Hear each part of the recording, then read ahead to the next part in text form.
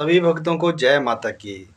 भक्तों, वो खुशी का पल आ गया है, वो खुशी का समय आ गया है जब माता रानी को प्रसन्न करने के लिए जो है एक अच्छा समय आया हुआ है, माघ माह के गुप्त नवरात्रे। और गुप्त नवरात्रे से आता है 10 महाविद्याओं का आशीर्वाद। और गुप्त नवरात्रे होते ही माँ 10 महाविद्याओं के हैं, जो ब्रह्मास्त्र हैं, जो पूरी आग हैं। और इनकी पूजा अच्छे से करने से ये शुभ फल देती हैं। अगर गलत करो तो ये फिर गलत भी आपको उसका फल देती हैं। तो भयभीत भी ना हो और बड़े खुशी खुशी से करें। 19 तारीख दिन सोमवार 19 जनवरी 2026 जो है सुबह के 7 सवा 7 बजे से लेकर के जो है 9 बजे के बीच का शुभ मुहूर्त है आपके कलश वगैरह रखने का। तो उसमें आप पूजा कलश कलश भी रख सकते हैं और आप संकल्प लेके भी कर सकते हैं, लेकिन संकल्प लेके ही करें।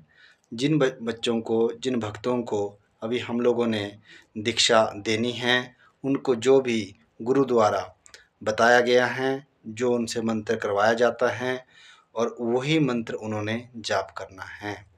और जो पहले से ही दीक्षित हैं, उनको 10 महाविद्याओं के मंत्र भी बताए हैं और भी है, उन्हें भी आप कर सकते हैं। करना क्या है, मुहूर्त मैंने आपको बता दिया, संकल्प लेने का भी और कलश रखने का भी। ये पहले ही गुप्त बोला गया। गुप्त विद्याएं जो हैं, ये सारी श्री विद्याएं और महाविद्याएं हैं। और माता भुवनेश्वरी तो श्री कुल और काली कुल की अधिष्ठात्री हैं। तो मैं आपको ये आग्रह करना चाहता हूँ कि इनको पहले संकल्प लें। संकल्प लेके जो आपकी मनोकामना होगी उसको मैया में संकल्प में आप कह दें। जल फूल हाथ में लेकर के अपना नाम, अपना गोत्र, अपने पिता का, अपने वंश का, अपने गांव का नाम लेकर के जो है गुरु का ध्यान करके जो है संकल्पित हो जाए। जल जो है धरती माता में फेंके और उसको माथे में लगाएं। तो कहें कि मैं इस कारण हेतु संकल्प ले रहा हूँ या ले रही हूँ। तो ये संकल्प लें। साथ में क्या करना है कि व्रत व्रत का विधान है गुप्त नवरात्रों में।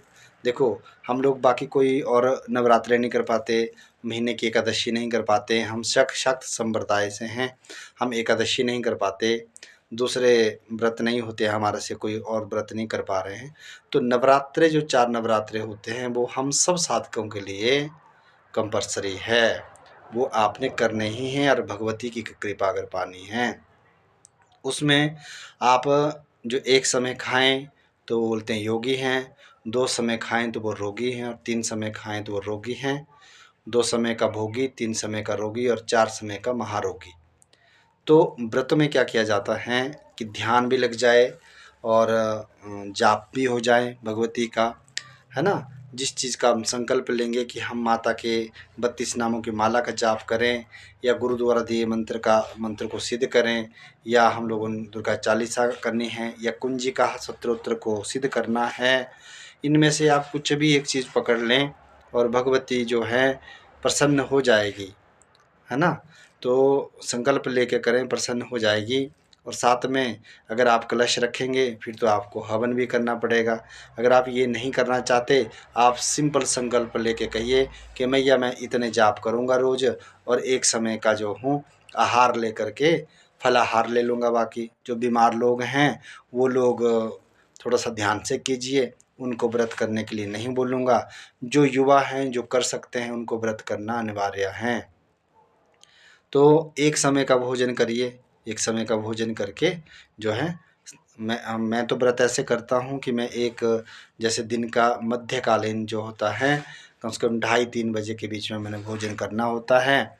और उस टाइम में अनाज लेता हूँ और उसके बाद अगले 3 बजे तो ना शाम को कुछ खाता हूँ ना सुबह कुछ खाता हूँ।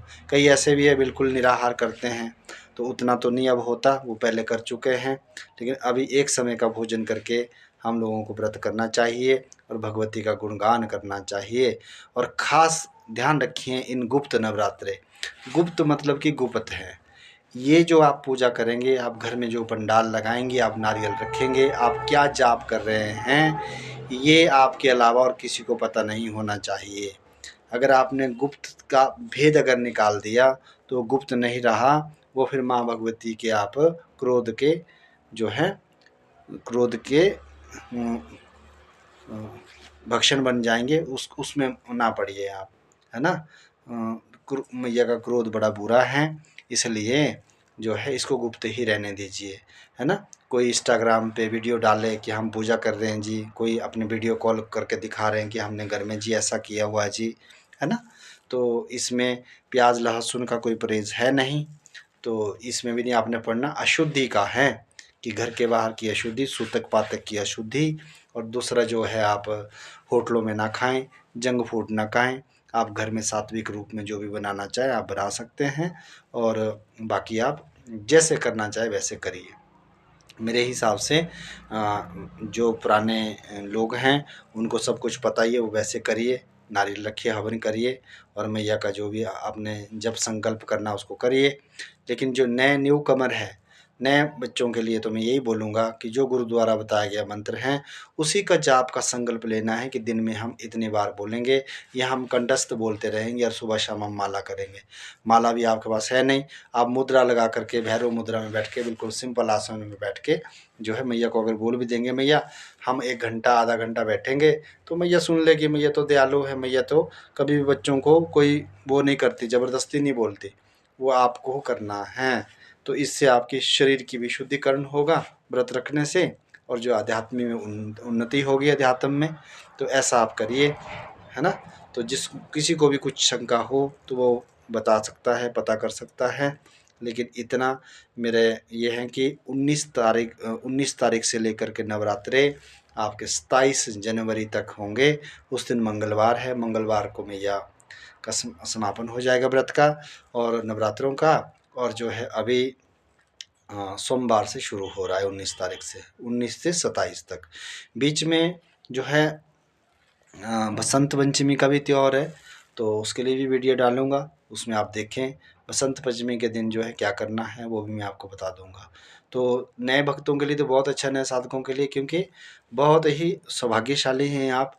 आपके जैसे ही आपने संकल्प लिया गुरु बनाने का, तो वैसे ही जो है गुप्त नवरात्रि माँ आशीर्वाद देने के लिए आपको आ गई है। तो अब आपके ऊपर है कि आप क्या करना चाहते हैं। ज़्यादा ढिंढोरा ना पीटे, मैं फिर से बोल रहा हूँ, इसको गुप्त ही रहने दीजिए। ज़्यादा कुछ नहीं इसमें करना होता है, इसमें कुछ एक संकल्प लेके वो एक चीज़ को बोलना होता है कि भैया मैं ये करूँगा, और इसको खास करके दिन को ना करके रात्रि को ही करें, क्योंकि 10 महाविद्याएँ इनकी सभी की पूजाएँ रात को ही होती हैं। और रात्रि के समय दीजिए, रात्रि का समय आप बैठ जाइए, है ना, कहीं भी आसन लगा के बैठ जाइए, ध्यान लगा के बैठ जाइए, ध्यान मग्न हो जाइए, और जो मंत्र बोला वो सिद्ध हो जाएगा। तो आप सबसे विदा लेता हूँ। माँ भगवती का आशीर्वाद आप पे बना रहे, माता रानी सबके घर में आए और सबके जीवन में खुशियाँ भरें और सबके मनोरथ पूर्ण करें। जय माता भुवनेश्वरी। हर हर महादेव।